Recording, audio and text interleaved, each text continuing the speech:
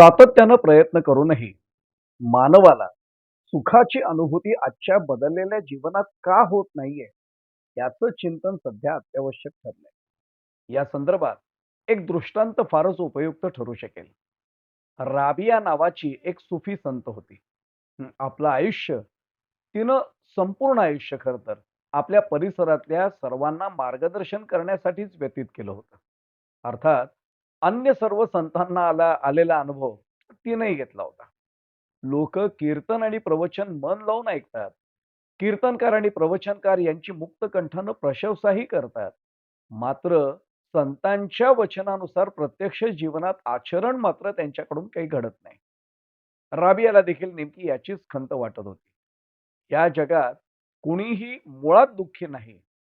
भगवंतानं कोणालाही सुखापासून मुळीच वंचित ठेवलेलं नाही, असं ती जीव तोडून आयुष्यभर सर्वांना सांगत राहिली. मात्र तरीही आपल्या आसपासच्या सर्वांना सुखाची नव्हे, तर दुःखाचीच अनुभूती होतीये, हे तिनं ओळखलं होतं. या जनसामान्यांचा भ्रम दूर करण्यासाठी राबियानं एक प्रसंग जाणीवपूर्वक घडवून आणला होता. त्या काळी आजच्यासारखे काही विजेचे दिवे उपलब्ध नव्हते. त्यामुळे पथदीप म्हणजे ज्याला स्ट्रीट लाईट असं आपण म्हणतो, ही संकल्पना काही त्यावेळी अस्तित्वातच नव्हती. रस्ते डांबरी नव्हते, धुळीचेच रस्ते होते. अशाच एका सायंकाळी राबिया आपल्या पर्णकुटीच्या बाहेर आली. नुकताच सूर्यास्त होत होता. त्यामुळे बाहेर अगदी अंधुकसाच प्रकाश होता. या अंधुक प्रकाशात हातात कंदील घेऊन राबिया खाली वाकून काहीतरी शोधते, असं एका ग्रामस्थानं पाहिलं. एक प्रवचनकार, एक संत म्हणून राबियाला ग्रामस्थांच्या मनात कमालीचं आदराचं स्थान होतं. त्यामुळे तो ग्रामस्थ पुढे आला. त्यानं विचारलं, "राबिया, अगं अशा अंधारात कंदील हातात घेऊन तू नेमकं काय शोधतेस?" राबियानं उत्तर दिलं, "अरे बाबा काय सांगू? मी विणकाम करत होते. पण माझी सुई हातातून खाली पडली. अरे तीच शोधते बाबा." थोड्याच वेळात तो माणूस आपल्या घरी गेला आणि घरातून येताना एक कंदील तो घेऊन आला. त्या कंदिलाच्या उजेडात राबियाच्या हरवलेल्या सुईचा तो देखील शोध घेऊ लागला. गंमत म्हणजे हे दृश्य पाहून अन्य अनेक ग्रामस्थही असेच कंदील आपल्या हातात घेऊन मदतीला आले.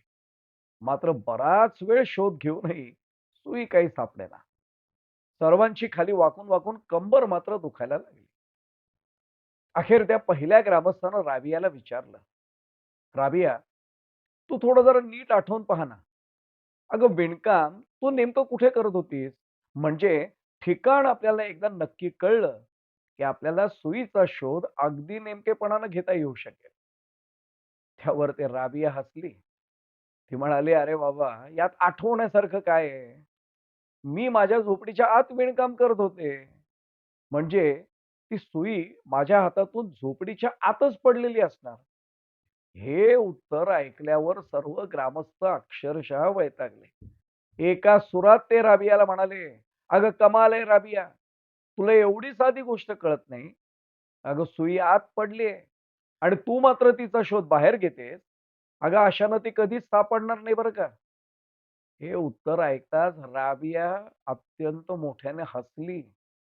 ती त्या सर्वांना म्हणाली, "बाबांनो, आजवर मी नेमकं हेच तर तुम्हाला सांगण्याचा आटोकाट प्रयत्न करीत होते.